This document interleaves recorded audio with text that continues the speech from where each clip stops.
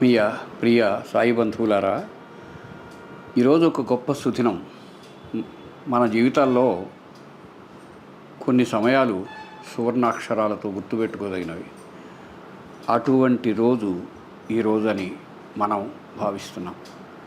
అందుకు మీరందరూ కూడా శ్రద్ధగా ఈ సత్సంగాన్ని విని ఆలోచించి మీరు కూడా మనందరం పరస్పరం చేతులు పట్టుకొని ఆ పరమోన్నతమైనటువంటి సాయి పథం ధర్మం వైపు నడుద్దాం. సాయిబాబా గురించి భరద్వాజ మాస్టర్ గారు ఈ ప్రపంచంలో ఉద్భవించిన మహనీయమూర్తులలో అగ్రగణ్యులు సాయిబాబా అని ప్రారంభిస్తూ ఎప్పుడూ బాబా గురించి చెప్పేవారు. ఈరోజు ఎందుకు శుభదినము సుదినము అంటే, చాలామంది మిత్రులు, ఆత్మీయులు, సాయి భక్తులు ప్రపంచం నలుమూలల నుంచి ఒక అభ్యర్థన, ప్రశ్న, ఒక వినతి అనండి, లేకపోతే వాళ్ళ రూపంలోంచి భగవంతుడు ఇచ్చిన ఆజ్ఞ అనండి, ఏదైనా అనండి, ఒక విషయం చెప్తూ వచ్చారు. అదేమిటంటే సమగ్రంగా బాబా గురించి చెప్పడం. అంటే ఎలా? షిరిడీలో సాయిబాబా సుమారు 60 సంవత్సరాలు ఉన్నారు. ఆయన వచ్చేప్పటికి ఆయన 16 సంవత్సరాల పసిబిడ్డగా ఉన్నాడు, కుర్రవాడుగా ఉన్నాడు. ఆయన 1918వ సంవత్సరం అక్టోబర్ నెల 15వ తేదీ వరకు దేహధారిగా ఉన్నారు. ఆ తరువాత మురళీధరుడి పాదపీఠం దగ్గర నేటికి ఆయన యొక్క దివ్యమైనటువంటి అనుగ్రహ ప్రభ విరాజిల్లుతూనే ఉంది. అంటే చిన్మయంగా ఇప్పటికీ ఎప్పటికీ ఉన్నారు. మరి 100 ఏళ్ళు దాటిపోయిన తర్వాత ఇప్పుడు మనం సాయి చరిత్రను నిర్మించుకోవాలంటే ఎలా?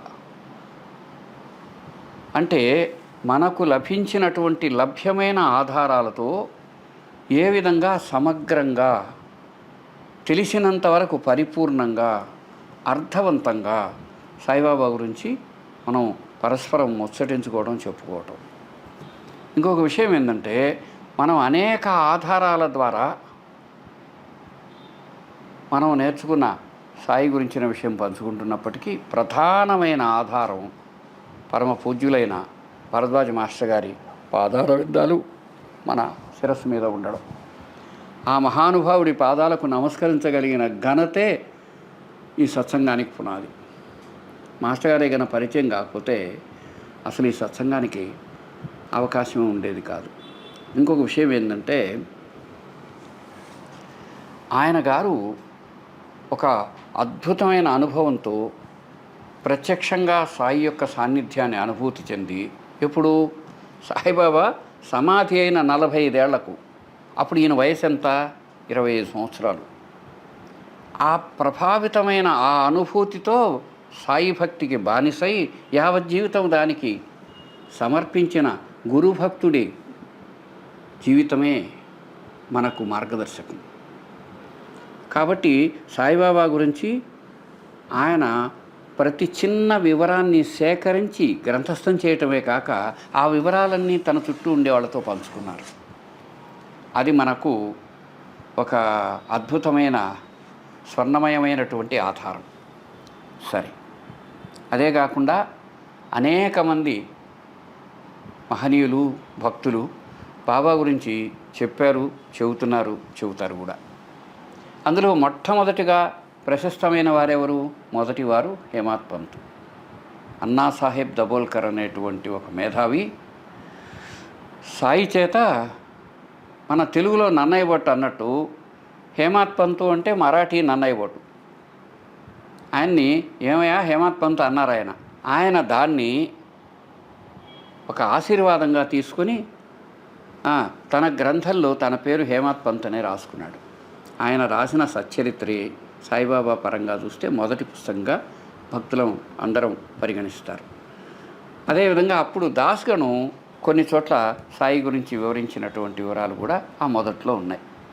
ఆ తర్వాత ప్రధానంగా భక్తులందరినీ వాళ్ళ దగ్గరికి వెళ్ళి ఒక కోర్టులో ఏ విధంగా విచారిస్తారో అలా విచారించి ఫోటోలు తీసుకొచ్చి ప్రపంచానికి తెలియజేసిన ఘనుడు బివి నరసింహస్వామి వారు.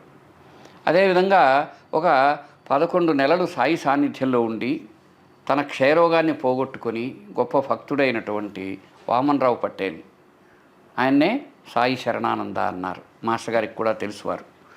ఈ విధంగా అనేక మంది దాదాపు మన భారతీయ భాషలలోనూ ప్రపంచ భాషల్లో కూడా సాయి గురించి రాశారు, రాస్తున్నారు, ఎప్పటికీ రాస్తారు.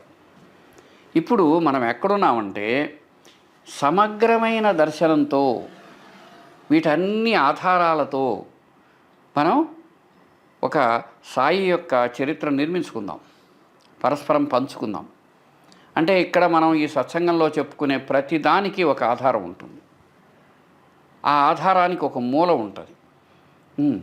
ఆ విధంగా మనం సాయి చరిత్రను మొదటి నుంచి చివరి వరకు అని లేదు, ఎప్పటికీ ఉండేది అది. అటువంటి సాయి చరిత్రను వీలైనంత వరకు చెప్పుకుంటూ ముందుకెడదాం. మొట్టమొదట వారు దేహధారిగా ఉన్న 60 సంవత్సరాల గురించి చెప్పుకోవటంలో మొట్టమొదట ఆయన షిరిడీ రావడం, వచ్చినప్పుడు అక్కడ పరిస్థితులు, ఆయన వచ్చినప్పుడు మొదట్లో మనకు లభించిన విషయాలు, వీటితో పై వారం నుంచి చాలా క్షుణ్ణంగా సమగ్రంగా ఎంత అవుతుందని కాదు, ఎంత చరిత్రను మనం చెప్పుకుంటామని కాదు, ఎంత శ్రద్ధగా, ఎంత జాగ్రత్తగా, ఎంత మేరకు చెప్పుకుంటామనే దృష్టితో మనం పరస్పరం సాయి సాన్నిధ్యాన్ని అనుభూతి చెందుతూ పావనమైనటువంటి సత్సంగాన్ని మనం చేసుకుందాం. మన సత్సంగాన్ని మహాత్ములందరూ, ముఖ్యంగా సాయినాథుల వారు, సచ్చిదానంద సమర్థ సద్గురుడైన వారు ఆయనను హృదయవాసిగా సమర్పించిన మాస్టర్ గారు, అదేవిధంగా అనేక మంది మహనీయుల రూపంలోంచి, దేవతల రూపంలోంచి, సృష్టిలో ఉండే ప్రతి జీవి రూపం నుంచి తనదైన రీతిలో అనుగ్రహించగలిగిన ఆ సచ్చిదానందమూర్తి యొక్క కృపా అనుగ్రహాన్ని హృదయపూర్వకంగా సంస్మరిస్తూ మనం ఈ కార్యక్రమాన్ని, నిజంగా అయితే ఇది సాయి పరమైనటువంటి ఒక విప్లవ ఉద్యమం లాంటిది. అంటే ప్రతి చిన్న వివరాన్ని సమగ్రమైన రీతిలో సంపూర్ణంగా క్షుణ్ణంగా చెప్పుకోవటం. దీని ద్వారా ఏమవుతుంది, నిజంగా అవన్నీ మనకు సక్రమంగా మనసుకు ఎక్కితే అనుమానాలకు తావుండవు. ప్రతి విషయం మనకు స్పష్టంగా తెలిసి ఉంటుంది. మనకి ఎవరో వచ్చి ఏదో విధంగా చెప్పి మనం అభిప్రాయం మార్చుకోవటం కానీ తెచ్చుకోవటం కానీ ఉండదు. ఈనాటి సాయి భక్తులకు అది అవసరం. కనుక ఇది సాయి భక్త విప్లవోద్యమం. అందుకు మీ అందరికీ ఒక మేలుకొలుపు లాంటి పిలుపునిస్తూ ఈరోజు సత్సంగానికి మీరు ఎంతసేపు అవతరించినందుకు నమస్కరిస్తూ ప్రస్తుతం సెలవు. ప్రతి వారం సరిగ్గా ఇదే ఒకే సమయానికి ప్రారంభమవుతుంది, కొంతసేపు ఉంటుంది. మీరందరూ ఆ సమయానికి మనం కలిస్తే ఆ కలయిక సుసంపన్నమవుతుందని భావిస్తూ, అభిలషిస్తూ, ఆశిస్తూ, నమస్కరిస్తూ ప్రస్థానించాలి.